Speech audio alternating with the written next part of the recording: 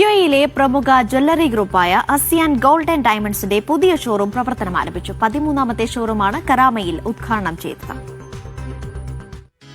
യുഎഇയിലെയും കേരളത്തിലെയും സ്വർണ്ണ വിപണന രംഗത്ത് ശ്രദ്ധേയരായ അസിയാൻ ഗോൾഡ് ആൻഡ് ഡയമണ്ട്സിന്റെ 13ാമത് ഷോറൂമും യുഎഇയിലെ 9ാമത്തേതുമാണ് ദുബായ് കരാമയിൽ പ്രവർത്തനം ആരംഭിച്ചത്.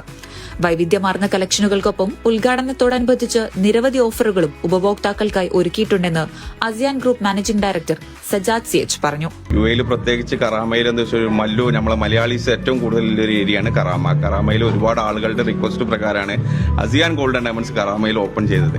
ഒരുപാട് ഓഫറുകളുമായിട്ടാണ് അസിയാൻ ഗോൾഡ് ആൻഡ് ഡയമണ്ട്സ് കറാമയിൽ എത്തിയിട്ടുള്ളത്.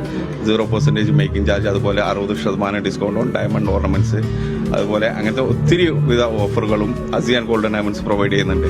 അതുപോലെ 2030 ആകുമ്പോഴത്തേനും 20 ബ്രാഞ്ചിലേക്ക് അസിയാൻ ഗോൾഡ് ആൻഡ് ഡയമണ്ട്സ് എത്തിക്കുമെന്നാണ് ഞങ്ങൾ മാനേജ്മെന്റിന്റെ പ്രതീക്ഷ.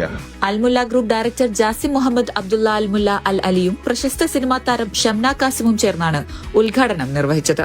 ഉദ്ഘാടനത്തോടനുബന്ധിച്ച് ഗായകൻ കൊല്ലം ഷാഫിയുടെ നേതൃത്വത്തിൽ പ്രത്യേക സംഗീത പരിപാടിയും ഒരുക്കിയിരുന്നു. Media 1 Dubai.